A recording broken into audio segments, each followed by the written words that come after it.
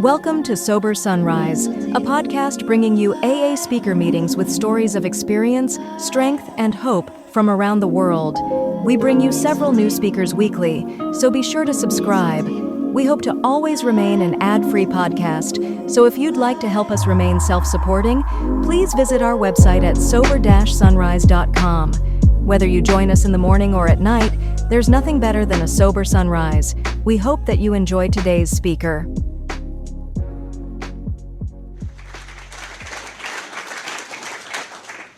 Hey guys, my name is Julie Harvey and I am a recovered alcoholic. I haven't found it necessary to take a drink since September 16th of 2003, and for that I'm absolutely blessed. And it's only because I followed some directions that was laid out so simply in this big book of Alcoholics Anonymous that I've been able to do that. I have to tell y'all, I am so happy to be here. I am so giddy. It's just the coolest thing ever.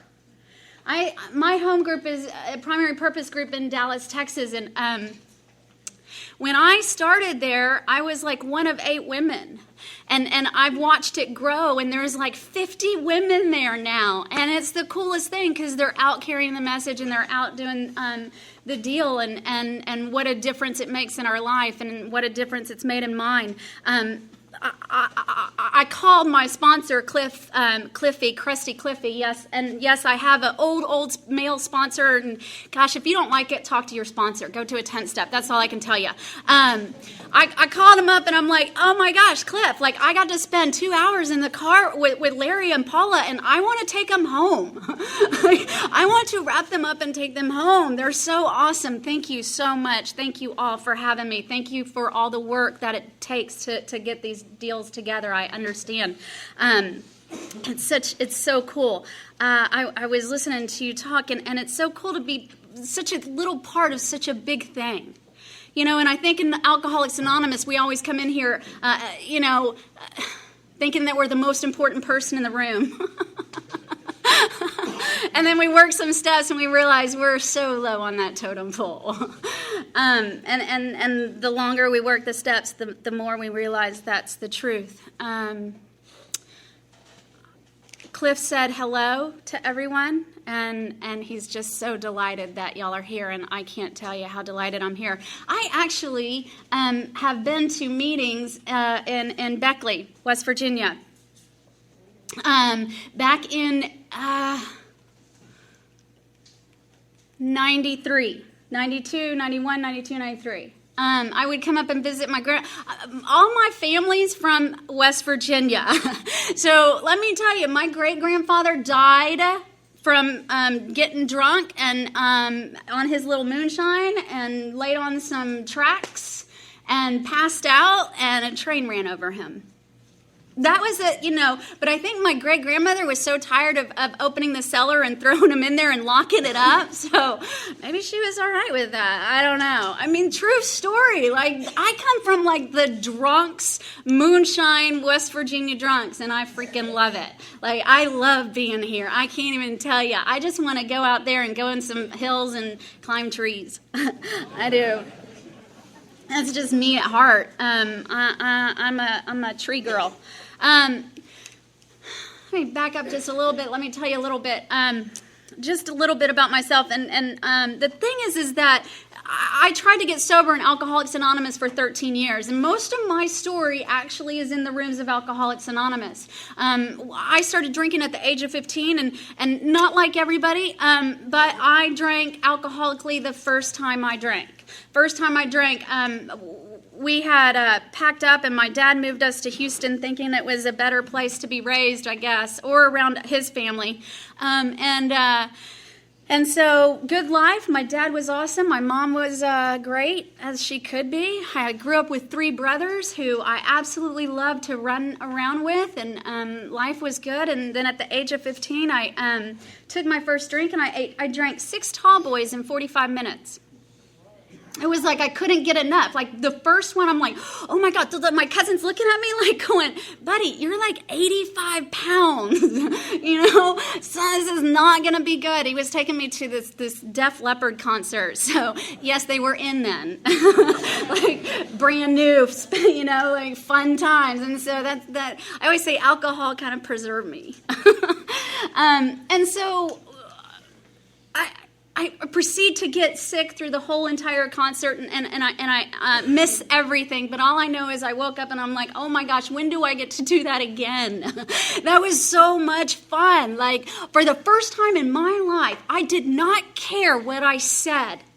I did not care how I looked. I did not care about anything. All of that was gone. And for the first time in my life, I felt at ease. And whether if it was just for that first two, and then oblivion came later, right? That's all I needed, because I was like, oh, that's it. Like, that's it.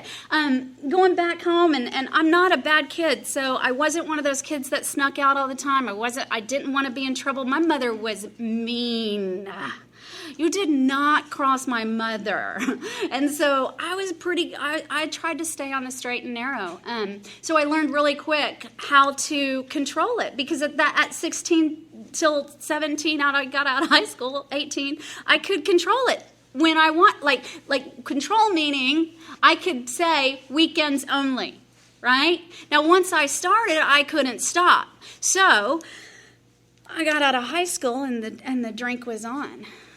And from the age of 18 to 23, I hadn't gone more than 3 days without a drink. And at the age of 23, after getting a divorce and having 2 children, that didn't keep me sober, because I thought if the first one doesn't, then maybe the second one will. And no, it doesn't. Kids don't keep you sober. Dang, I thought it would. So I entered the rooms of Alcoholics Anonymous, and it was a cool thing at the beginning, right? Like I'm sitting in there and I'm listening to this guy share, and I'm like, oh heck, man, he's got it bad. Like if he can do this, I can do this, right? And I'm third day and I'm like, but I make it through, and I get in there and I do whatever they tell me to do, and I keep coming back, and I don't know what they told me. They told me a lot of stuff. And so I'm working with sponsors, and stuff is not sponsors, right? Sponsors. That's not working. Let's go find another one. But the problem is honestly, these guys weren't even telling me what was in the book. There was nothing being said from what was in the book. Nobody ever read to me the doctor's opinion. Nobody ever sat down and said, baby cakes, you have an allergy. So when you start, you won't stop. And you have a mental obsession. If this is your truth, welcome. No, they just said, keep coming back. Of course you're an alcoholic. You entered the room. Like, really? There was no qualifying. There was no nothing. It was sit down and share. Share what? Whatever I wanted to say? Shame. Shame on them. And I thought it was me. I thought, okay, because you hear these stupid people tell you, well, they just didn't want it bad enough. She just didn't want it bad enough. Maybe I didn't at the age of 23 when I first came in. Maybe I didn't. But let me tell you what happened. Because you take the booze away from me and I get worse. I don't get better. So what starts happening is I start looking at your man. I don't care if you're right there. It's going down like this. And I'm going to take you hostage. Get out of my way. Right? Because I'm going to need something. I need a solution. If booze has been my solution for a long time. And if you take that solution away, I'm not happy. And until I get something else to fill that solution. So I got pregnant. And had this little beautiful girl. Some stuff kind of went down in that AA group, and I thought, this isn't for me, so I'm peace out. And I happened to meet this wonderful man at this point, and he's just a normal human being, like, normal. And he falls in love with me for some reason, and actually does want to marry me. So we whisk off, and we're actually still married today. But the next 7 years of the first 7 years of our marriage was hell. Because 2 years into it, like, I'm not one of those people who like to come in here and pick up a chip and go, whoo-hoo, and then relapse and come right back in the next day. I'm like, woo-hoo, this ain't working, back out for 2 years. Another 2 years, another 2 years. I just didn't like y'all. I find it very interesting in the front of in the forwards, and if you haven't read them, please study them also. But in the forward, how they talk about it on page 20, Roman numeral page 20, and he says 50% got sober at once and remained that way. Those who came in and really tried. 50%, that's half the room getting sober and staying sober. Is it like that today? And 25 sobered up after some relapses. Right? And here's the cool thing. Bill polled these guys. And he's like, when they came back in, he said, hey, buddy, why'd you leave? Some of them said, because I didn't like you. Huh? Been there. Peace out. Right? Some of them said, I couldn't accept that spiritual thing that you were trying to offer. That sounded a little too extreme for me. And then he said, but why did you return? And they all said the same thing. They all said, because you told me that if I had a mind like yours, the day would come and I would drink again, and I would not have a defense against that drink. And that's happened. The clear thing is when they walked out that door, they already had an inkling of what the problem was. They already knew what the problem was. For 13 years in Alcoholics Anonymous, I did not know that. Because at the end of my drinking, I am sitting on the edge of our bed to my wonderful husband.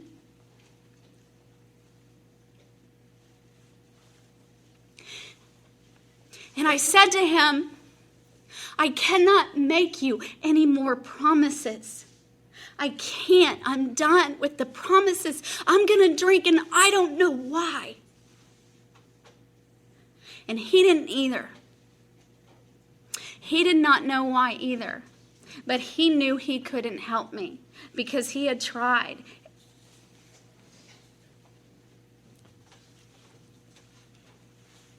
I was done with AA. I was done with all the stuff they were saying. I was done. It wasn't working. I'd come in and get 8 months and not be able to stay sober happy. My husband used to say, Julie, I can always tell when you've been drinking because you're nice. Things are pleasant, right? Like I come home and you're like talkative. That's just not me. That's not my normal nature, right? Like I'm okay sitting in a corner by myself. I'm really okay with that. I was talking to someone before the meeting and they're like, I'm like, it doesn't ever have to go away. You just get okay with that. Like I don't have to be someone I'm not today. And that's the coolest thing. I don't have to make decisions based on what you think I need to do. Make sense? This is the coolest thing. On page 25, because I know that we're kind of, I just have to read this.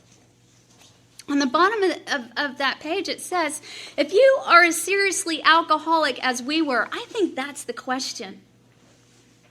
I think that's the difference of someone coming in here and really trying and someone coming in here thinking they're just going to get hot coffee and a piece of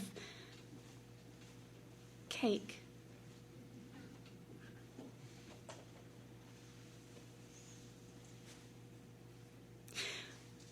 I love it in the doctor's opinion where he talks about the well-known stages of a spree. Meaning we don't just wake up one morning and we go, oh my gosh, I think I have a problem. No, we wake up with another firm resolution not to drink again, and we drink again, and then we can't quit. And another one, and another one, and another one, and it's repeated over and over and over. All those attempts and all those failures. And we think, you know what, maybe I can do it like this, or maybe I can do it like that, or what the heck? Forget it. Peace out. I'm done. It's kind of like,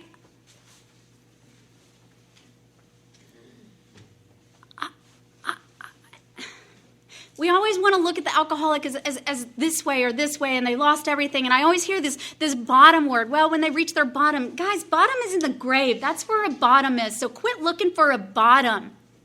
You know where a bottom is? Go read page 8 where Bill talks about that. It's that loneliness and despair that we find. It's when alcohol's our master and we can't beat it anymore. Because there's a lot of times when we wake up and you go, well, when? Well, if I ever get like that. Well. And then all of a sudden, okay, yes, I need to. Oh, I can't quit. And with all the resources that we pull up and all the everything we have at our disposal, we can't stop. We're great quitters. We can't stay quit. Make sense? So he goes on to say, we believe there is no middle road, no middle of the road solution. No means no. I mean, it's not well, maybe there's a door number 3. There's the door number 3, out. Go try to beat the game again on your own. Because if you can, why would you be here? I don't know about y'all, but I didn't wake up and say, please let me sit in the rooms of Alcoholics Anonymous. No, I tried to wake up and not choose to drink, right? I'm like, choose not to drink today. Choose not to drink today. I'll never, it's like standing in front of the refrigerator. This is me daily.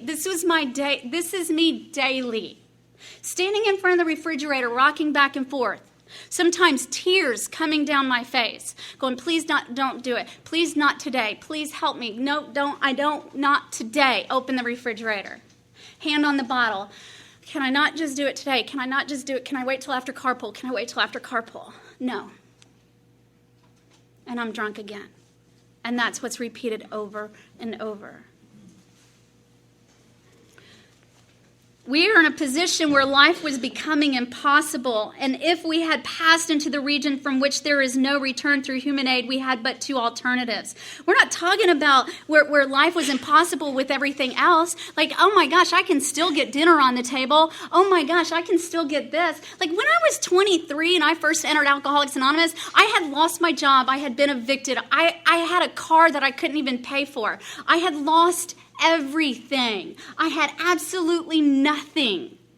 Guess what? That's not what kept me sober. You fast forward to when I'm 36 years old and I have everything that anybody could ever want because I have an incredible husband. I have incredible children. I volunteer. I do this. I do that. I do. And I'm drinking. And I can't stop. I remember my husband was like, Julie, why don't you just volunteer some more? Find something else to do, right? And I'm like, I'm volunteered out. He's so funny. Like, he didn't tell me half the stuff he did until I got sober. He's like, yeah, sometimes I would wake up in the morning and just kind of like pour some. I'm a beer, wine, vodka drinker. Like, that's me. I'm a case a day.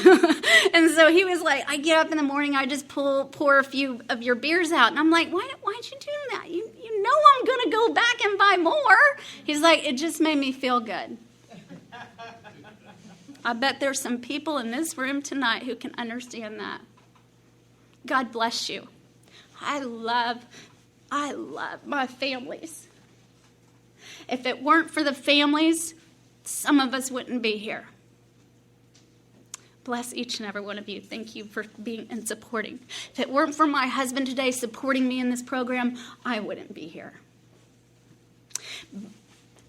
But there again, you know how you get the support from that Al-Anon or that family member? Because they've seen it and they know they have no human power over this, just like we know we have no human power over this. I'm going to cry tonight. Okay.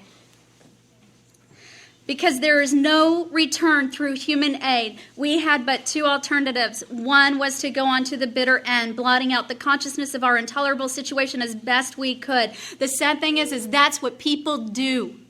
This is absolutely fatal and a devastating disease, and we want to come in here and we want to act like it's just a social event. It is not a social event. If you need a social event, go to the nearest. I don't know what they have down this street, but I'm sure you can get hooked up with some nice people.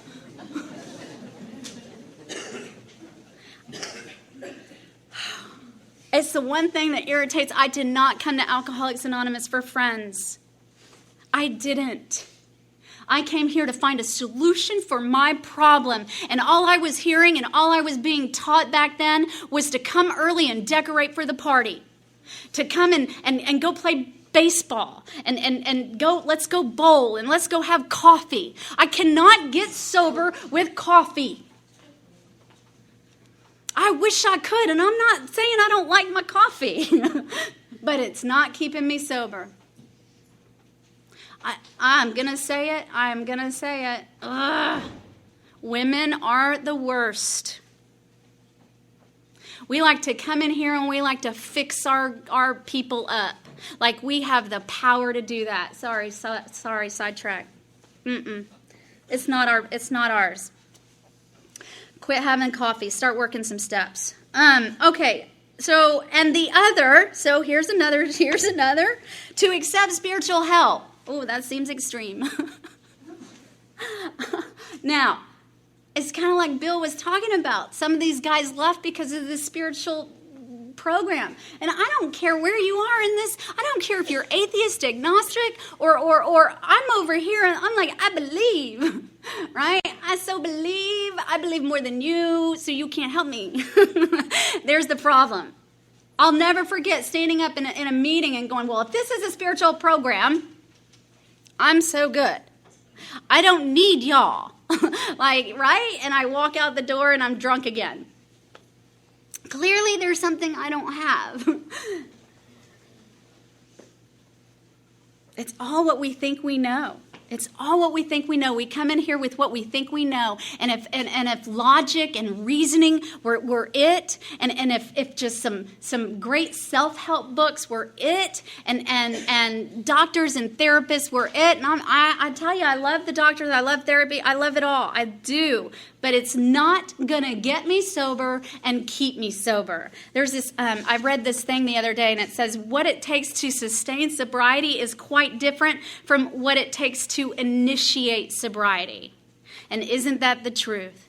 Dr. Silkworth, I got to pull this out too, guys. I'm all in my notes tonight, but here's the thing that Dr. Silkworth was quoted saying. The alcoholic who learns some of the techniques or the mechanics of AA but misses the philosophy or the spirit may get tired of following directions, not because he is an alcoholic, but because he is a human.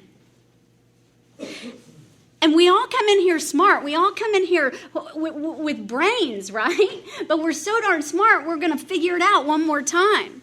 We're going to go out there and we're going to try to beat this game one more time. One reason is because no one really wants to be an alcoholic. I mean, come on. Who said when you were a kid, please, can I join that club when I'm later in life? No, I'm like anything but AA. Do not make me go back there, right? Part of the reason was because I didn't even know what was wrong with me. And if you don't understand the problem, how are you going to surrender to the solution? If you do not understand what's in this book, how are you going to learn how to live by it? So why is the book getting put on a shelf and all of a sudden we're sitting at a round table singing Kumbaya like that's going to keep us sober? It amazes me where we come up with this. Where did we come from, following direction in this book, to thinking that we were so darn smart we're going to keep each other sober? Let me ask you a question. Do you not love your family more than the person sitting next to you? Absolutely. So if you can't stay sober for your family, why do you think you're going to come in here and stay sober for another drunk? God, I wish it were that easy. But I'm glad it's not, because I would have missed out on everything else that this program has to offer. And that was my problem for those 13 years. Nobody was telling me what these directions was. Nobody Oh, my husband hates it when my English is bad.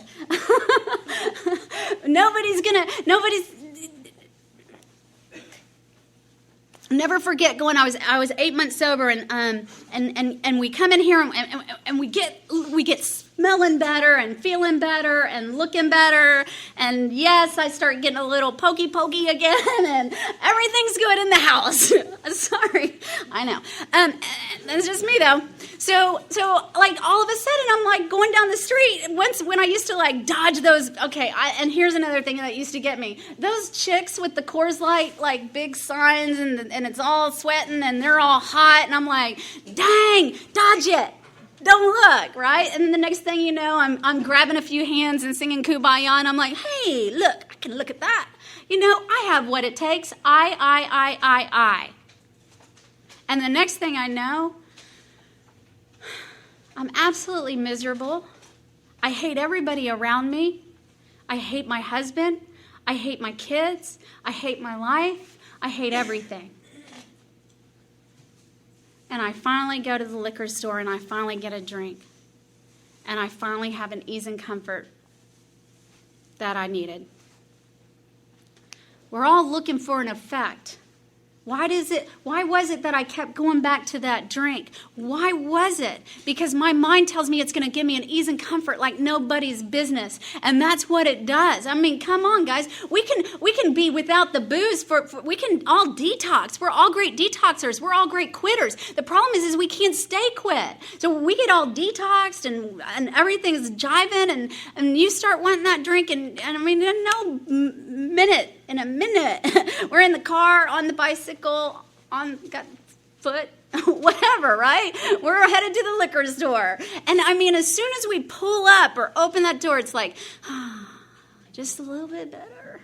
Right? I always say it's like, this is me every single time. I have so many amends to make to these little liquor stores because I would yell at them. Like, I'd have my booze and I'd be like and there'd be 3 people in front of me and they're all buying lotto tickets and they're cashing them in. And I swear I would yell at them. I'm like, how hard would it be to get a little store next to this that says lotto only? Like, and then you could put someone there and that could profit, right? Like, how hard would that be? I get my booze, I get to the car, I sit down, I don't even start the car, right? I'm like, pop. I can go back in that same store. I can stand behind those same people, and they are now my best friends, and we're swapping numbers. That's the effect I'm looking for. That's what booze has been giving me. The problem is once I start, I can't stop, and I'm off to the races again. My husband used to say, Julie, I'd be on my 4th, and you're on your 4th, and I'm done. Like, I want to go to bed, and you're just getting started. And that was so baffling to him. And what was more baffling is that I would make a sincere, honest oath to him, to me, to whoever, that I was done, and I meant it, and I'm doing the work that this sponsor is asking me to do. But bless her heart, she doesn't know what the work is. She doesn't understand these steps. She doesn't have these precise instructions. She's only doing what she's been taught. I can't blame her, but I want to say get out. Because if that's what helps you stay sober, why are you here?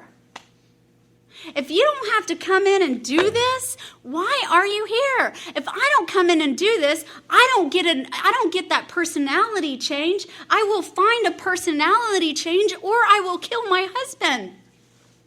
Period. I love to go on page 155. We were talking about Dr. Bob, and he said he had a desperate desire to stop, but saw no way out. For he had earnestly tried many avenues of escape. Painfully aware of being somehow abnormal, the man did not fully realize what it meant to be an alcoholic. How many of us have come in here and raised our hand and said, hey, I'm so-and-so and I'm an alcoholic, and then walk out that door, drink, and have no idea why you drank? That was me. That was me. Over and over and over again. I had no idea why I took that first drink.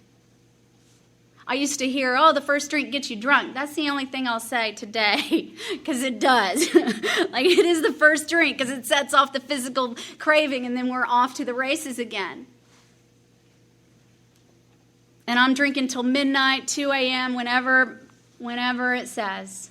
Whenever it says we've had enough, let's go to bed. I couldn't pass out anymore.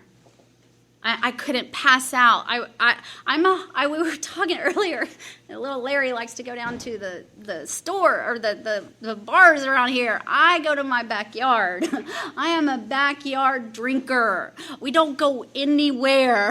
I hold it down to the fort. If I go out, oh my gosh, clothes are coming off. Nobody wanted to see it. I mean, it's just not pretty. Keep it at home. And that's what I learned. Keep it at home. So that's what I did. I'm sorry.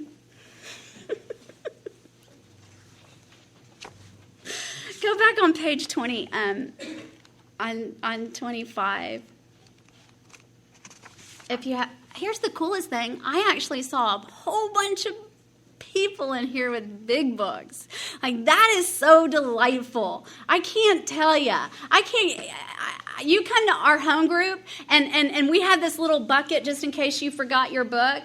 And there's like 150 people sitting around tables, and maybe 3 people come in, these new guys come in, and they don't have their books, but everybody's carrying a book.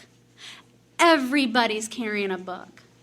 And we carry it everywhere we go because we never know when we're going to be called to do a 12-step call. We never know when we're going to need it. So glad. I'm so glad that my sponsor has taught me what he's taught me. On page 26 where it says, we did this because we honestly wanted to and we're willing to make the effort. So here's the thing. It's an effort. It's effort. And he goes on and talks about Roland hooking up with Dr. Young and the coolest thing here is, like, Dr. Young worked with this guy and worked with them. And he said, above all, he believed he acquired such a profound knowledge of the inner workings of his mind and its hidden springs that relapse was unthinkable. I hear that all the time. Julie, I ain't going to relapse. I know what's going to happen. I know it's not good for me. I know I can't drink anymore. Okay, honey, well, let's get together and let's follow this up with some action. Okay, right? And they trickle out of the little detox places and they come home and all of a sudden, oh, well, he's got me back. I got back with him. Oh, my job brought me back. You don't understand. It's okay, right? There's nothing else to do. So he was drunk in a short time. Oh, darn it. Baffling still, he could give himself no satisfaction explanation for his fall. Reminds me of not a cloud on the horizon and of a perfect day. Don't wait for it to be irritable, discontent, and restless, right? Don't wait for a shoe to drop. Because, see, when I think about drinking, the sun is shining. It is pretty outside. I just want to get in the pool and get my inner tube full of beer and sit there for the rest of the day. That's it. No thought comes except drink. So if you take this Roland guy, and he's been all fixed by one of the well-known psychiatrists out there, and he couldn't fix him. And all of a sudden, you have a Dr. Young saying, oh my gosh, I can't help you. I think you have to have a spiritual experience. Best thing he could have ever told us. Best thing he could have ever done for us. Think about this well-respected doctor. How many well-respected doctors do you know that finally throw their hands up in the air and say, gosh, buddy, I can't help you. And that's the honest truth. And see, that's where we all get. Nobody, no human power is going to relieve our alcoholism. No human power. I love my sponsor. He always says, how many meetings does it take to have a spiritual experience? 0. Absolutely none, right? It takes work in the steps. So why are we putting the emphasis on 90 and 90 and keep coming back and just go to a meeting? Oh, you're miserable? Double up. Oh, my God. I was going to 3 meetings a day in Houston, Texas. 3 meetings a day. Meeting makers don't make it. They don't. Meeting makers do not make it. Who does make it are the people in the meetings that's working the steps, that has worked the steps. If you're taking more than 3 weeks to work some steps, what is wrong? I mean, I can understand if you've just come out of a treatment center, then you better take 3 days. I had a girl right now that we've worked the steps in a week. It's possible. Like Larry said earlier, guys, it's just inventory. It's just sitting down and qualifying. It's just sitting down and saying, is this your truth or not? And are you committed to this or not? I'm not looking at getting anybody sober for a freaking 30-day chip. I want you in here and I want you sober for good and all. I want you on the firing line with me. I want you to be a part of. If I understand that as we're working these steps, it's not like we can go out and sponsor, but there's the coffee pot. Get here early, clean the coffee, become a part of your group, but don't take your group hostage. Do not sit in your group and think that you are the most important person, so you need to share your miserable day.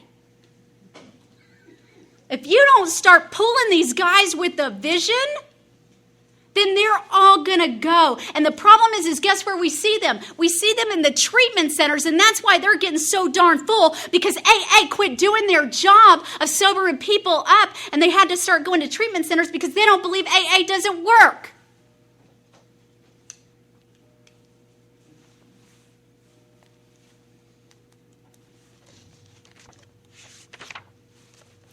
Page 18. But the ex-problem drinker who has found this solution, who is properly armed with facts about himself, can generally win the entire confidence of another alcoholic in a few hours. Until such an understanding is reached, little or nothing can be accomplished. Want to highlight. It's in squigglies. Everybody who has their book should have that highlighted. If you mark in your book. Mine's so marked up. Highlight it. Circle it. This is our job, man. This is the coolest part of this. I came in here to work some steps so that I could be helpful to the next woman who walks in the door. Why do you want to wait on that? Like, how long does it take to have a spiritual experience? How long do you want to take to get through the steps? Period. Get through the steps so that you can get connected to that power, so that power can relieve your mental obsession. But the thing is that you've got to be convinced that you can't relieve your mental obsession, and nor can your family, and nor can your group.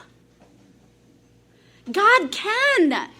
But you're going to have to take some action. All through the book it says seek, action, do, next, we launch. How much more clearer is that? I know when you've done a third step because your pen is hitting the paper. You've already said, oh shit, I can't. I'm out of options. Get through the steps. We don't need people warming seats in here. We need people saving lives. I didn't understand that. I didn't understand it until I did it. I understand if you're sitting here and you're going, Julie, you're a stupid, and you really want to leave. I get it. I would too. Because if you haven't done it, it's like, oh, I can't, never mind. There's kids in here. Sorry. It's like having something spiritual and you don't know that you've had it till you had it. And once you have it, you want more of it.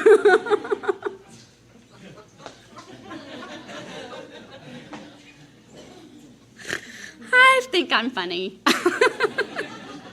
My daughter hates it. She's like, please don't laugh at yourself, Mom.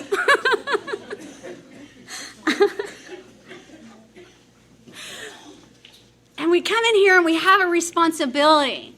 And the whole thing is, it's like alcoholism hasn't changed. Alcoholism hasn't changed. The labels have changed. Things have gotten a little different, little fancier. How many of y'all have relapsed because you're like, oh my gosh, I hadn't had that before, right? Like, that must be not so bad. Me, right? When they came out with that ice, I don't forget what it was. I'm like, what is that?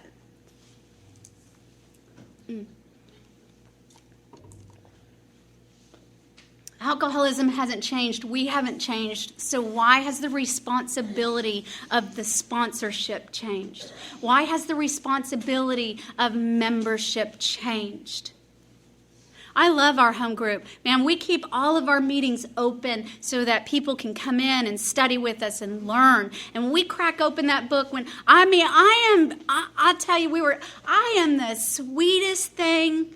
No, I am very compassionate when I'm one-on-one with my women. But I'm also you're going to do this or there's the door. You will not come in. You will not be disruptive. This will not be about you. You will not affect this group as a whole. So if you want to start drama, baby, there's the door. You will not gossip. You will not criticize others because resentment is our number one offender. You don't have to like everybody, but you sure better love them. When I accept the responsibility of taking someone through the work, I better have the time in the next couple weeks to take them through the work. It is not about gathering numbers. It is not about saying, oh my gosh, I sponsored this many people. It's about accepting the responsibility of trying to help somebody get connected to a God of their understanding so that they can go out and do the same thing. And I require my girls that I work with to go out and do the same thing. And if they're not willing to do that, and I ask them at step 3, because if you're not, there's the door. I'll never forget, I was 2 months sober. My sponsor looked at me and he said, she needs her 5th step done. Go do it. I'm like, excuse me, I have 2 months. You do not understand this. He's like, you go do it. Yes, sir. Right? Like, there's no talking back. Okay. Oh my gosh. I'm going to tell you, I couldn't wait to do another. That's where the joy came in. That's where the understanding came in. That's where the release, the freedom came. It didn't come at step 2. It didn't come at step 3. It didn't come at 5. We get its and bitsies, pieces of it, but the whole gets put together when I start helping another. Why in heck would I be here if I wasn't going to be helpful to the people about me here? Listen, I can tell you what. I love my husband. I enjoy being around him. I have 4 children. I enjoy being with them. So I would be home if this didn't work. I didn't spend 13 years in and out of Alcoholics Anonymous because I didn't want to do it. I didn't know how to do it because I didn't have somebody teach me. And yes, maybe I'm that stupid that I have to have somebody sit down and say, here's what this means. Here's what this looks like. Is this your truth? Maybe I am. I had this old timer say, well, you didn't read the book.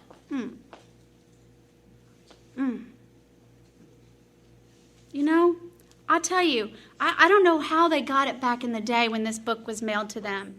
I thank God that they did. I thank God that they did. But I tell you one thing, I guarantee you, they weren't sitting there running everybody's lives.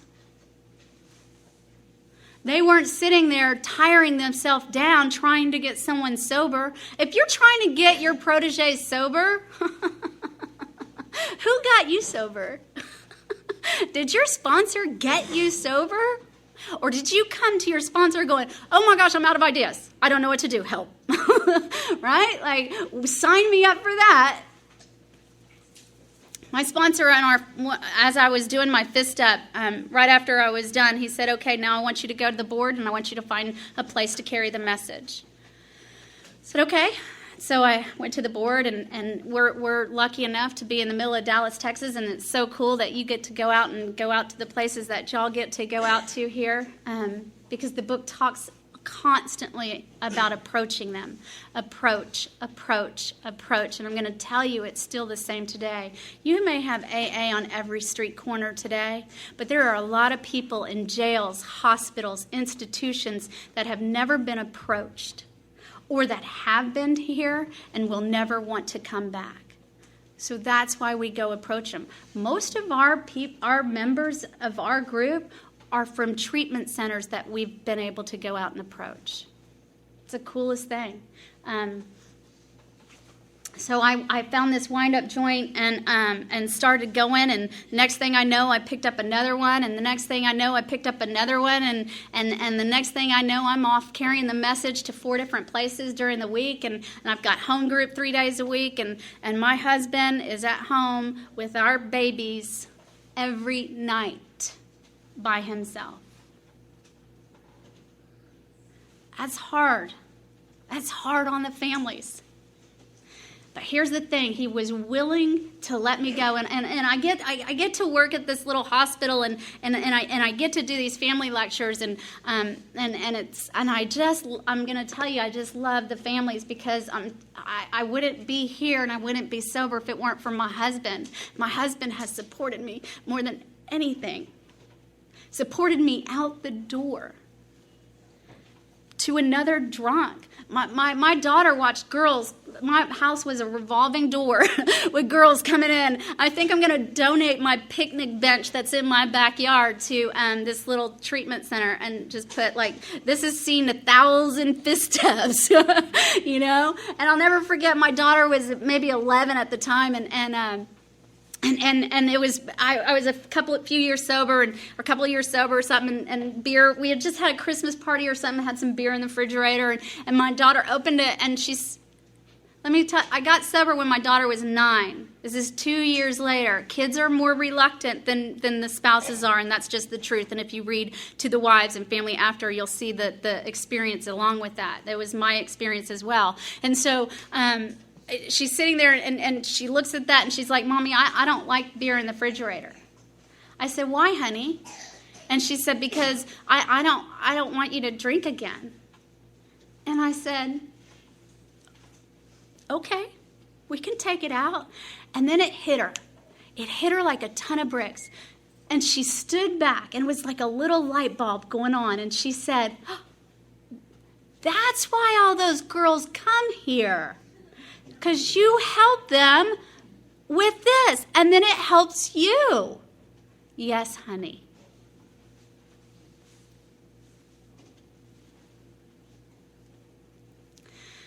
I'll never forget getting a year sober. My husband sat me down and he goes, "Honey?" And I said, "Yes." He said, "Can we look at your schedule?" I just need to know. Like, because I'd be like, "Oh, wait, look, hon, can I go carry the message over here? I know it's Friday night. I know it's usually night I'm home, but, like, they all want to go to Fort Worth." And he's like, okay. And then he's like, "Honey, can we talk?" I love it. Absolutely. So in respect for him, we set a schedule. What worked for him, I got some babysitters to help him out, and it all worked out. Guys, I love what my sponsor says. It's okay to disagree. It's not okay to be disagreeable. And it's so the truth. We sat down with each other, and we read The Family After and To the Wives. He got to learn little bit more. My husband does not go to Al-Anon. He's more than willing to talk to any man that has to deal with his wife being gone a lot. But he just, he never really tried to get me sober. And the funniest thing is, even today, if I bring up something more than once, he says, "That sounds like a resentment. You need to call Cliff." He just keeps, or if I'm like grumpy, he's like, "Have you talked to Cliffy?" I'm like, "Will you be quiet with that?" Oh, he so knows the drill. And so, but we sat down and we read that and came to some enlightening stuff. And what I love about this book is it's based on the experience of the first guys. Their experience. It's not opinions. It's based on true stories of experience. And with that, I get to either do what they did and get a little easier way, or I can go my way and have the same experience they struggled with, right? What time did I start? What time? Okay.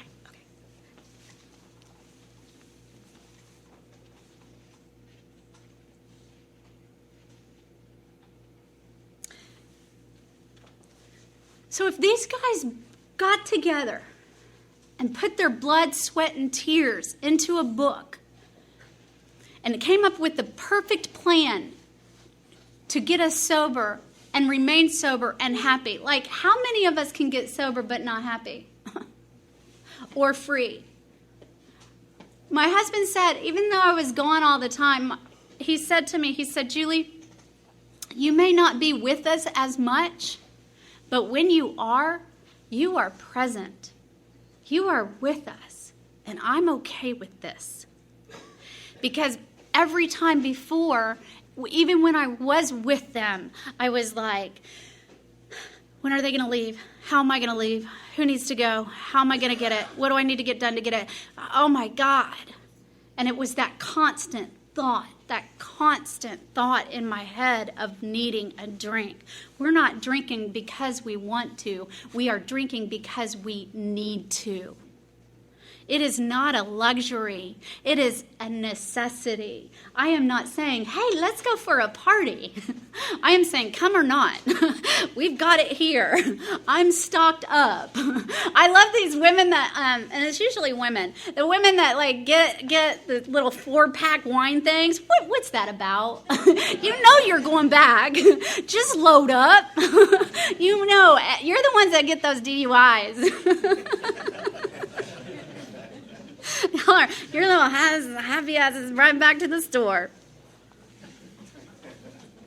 So the thing is that even if you look in the front of the book, how it talks about how the first 164 pages is our plan of recovery and how it's been left untouched. Left untouched. The revisions were in the back because they started seeing more young people come in. They started seeing more women come in. And so the stories in the back were changed for that identification purpose. Can you relate to Bill or not? I know I could. That's all I needed. Oh my gosh, yes. Page 1, highlight. That's me.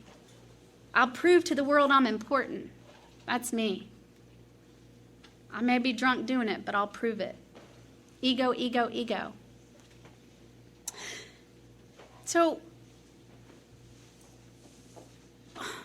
why is it that we think we need to be smarter than this book? Why is it if they've been sobering up drunk since the 30s and they didn't even change anything in that first portion of this, which is the program of recovery, why do we think we need to take our own twist on it? Why do you think we need to think smarter than it? I love people in meeting and sometimes and they're like, well, I think this is, oh baby, you need to stop right there. We do not need to think. We need to know. We need to know what they're saying, right? It's so funny in our home group, people get freaked out because they come and nobody says I. Nobody said I did, I. It's all they get experience, they did this, they saw this, this is what we study. We study the book. I'll tell you what, if I hadn't had this, I'd be drunk. Because I lived on people's opinions in here. I lived on what you said. And I'll tell you one of the worst for me. And one thing that just grains me, like if I hear it, I'm like, oh, you don't know how I want to come across that table and slap you right now. So if you say it, I'm so sorry. Don't tell me. Pink cloud. Pink cloud. I love how our old timers love to tell our new people in here that they're on a pink cloud. What the heck? What does a pink cloud look like to you? Pretty light? Pretty fluffy? Pretty, I don't know. There's no grounding there. You're going to fall at any minute. So what you're telling me, old man, is that you're waiting for my ass to fall and you're waiting for me to drink. That's what you really just said to me. But you know what the book says? The book says in that third step, I might get an effect. In fact, it says I might get a great effect at once. Maybe that's what they're getting. Maybe it's not a pink cloud. Maybe they're getting an effect by working the steps. And you don't like it because you don't have it. So you're going to have to bust everybody's bubbles around you. It also goes on to say that it will be permanent. Oh my gosh, did you know that? It'll be permanent. Oh, wait, there's a kicker. You got to follow it up by a strenuous effort. Meaning that fourth step. So if you want that effect, right? Like all of a sudden I start feeling good, like things aren't so irritating me so much, and I'm actually starting to think about you. Like, can I get you a cup of coffee? Can I show you to the bathroom? That's new behavior for me because I'm all about me, right? This world centers around me. All of a sudden I start getting this effect. I'll never forget. Sorry. I had always been told about that pink cloud, and I think that's why it scared me, because all of a sudden I got this effect, and I went up to my buddy Myers, and I'm like, Myers, like, am I going to lose this? Like, is this gonna go away one day? And he looked at me and he said, Julie, it will never leave you as long as you continue to work at it. I said, all right. And I'm going to tell you, 8.5 years sober, I still have that effect. And it has never gone. My husband had cancer. It had never gone. Sat in our hospital bed with him. It did not leave. I had girls still calling me. I'm like, don't you stop calling me. I need you now more than you need me.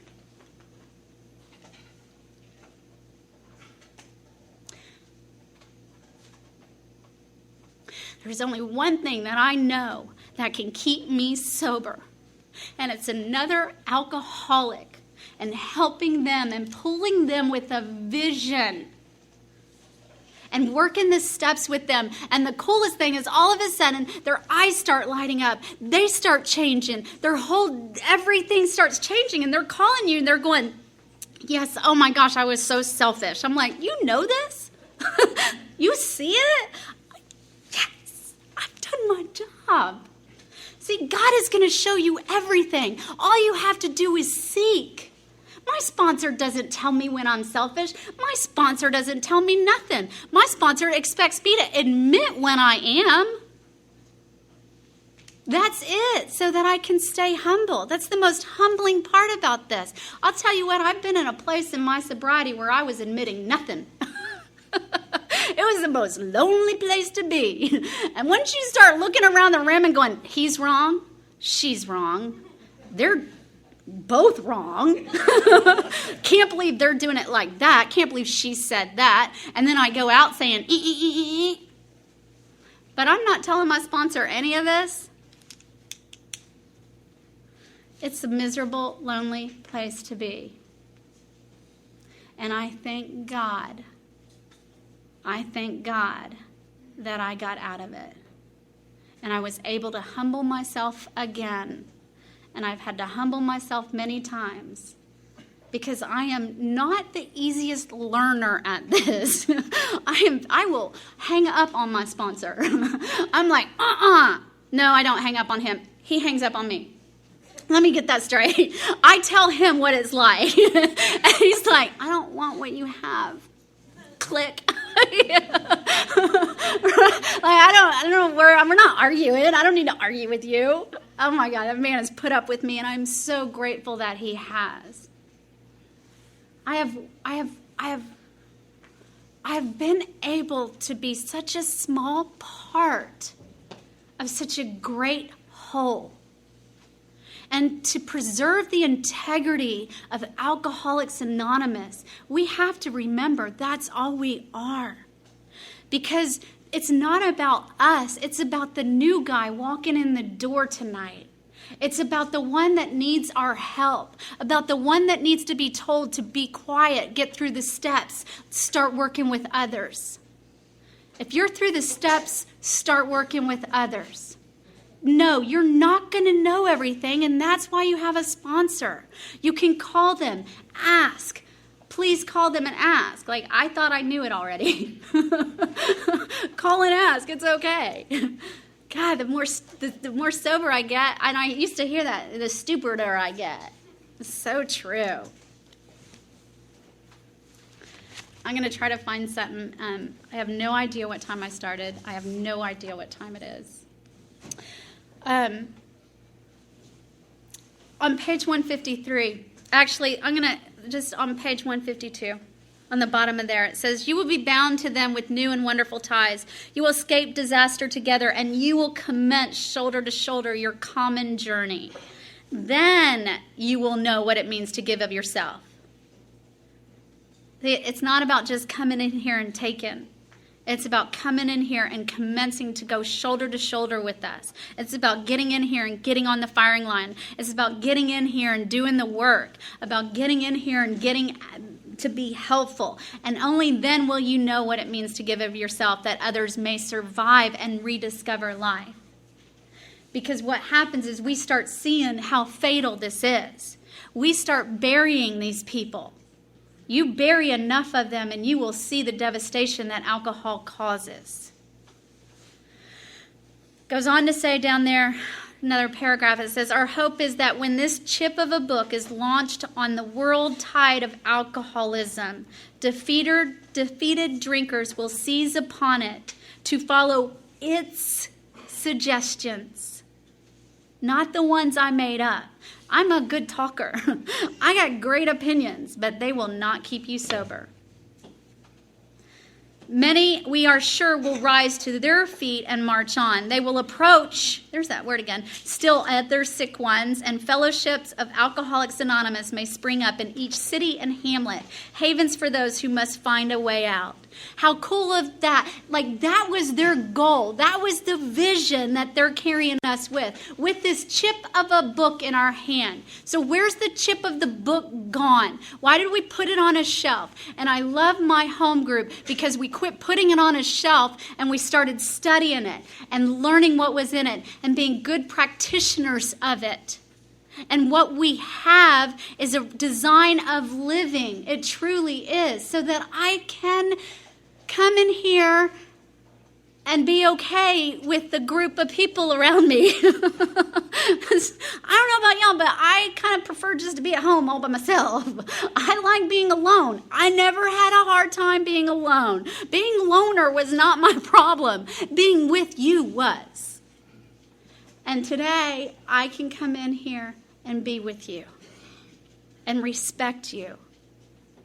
And I can be respected. And that was all I wanted in life, to be normal, which is a 10-step promise, and to be a respected woman in Alcoholics Anonymous, because I wasn't that the 13 years before I came in here. I so love you guys. You don't even know. I so appreciate you guys starting this group, studying this book. And if they don't want it now, I promise you they will. Thank you for being here. Love you.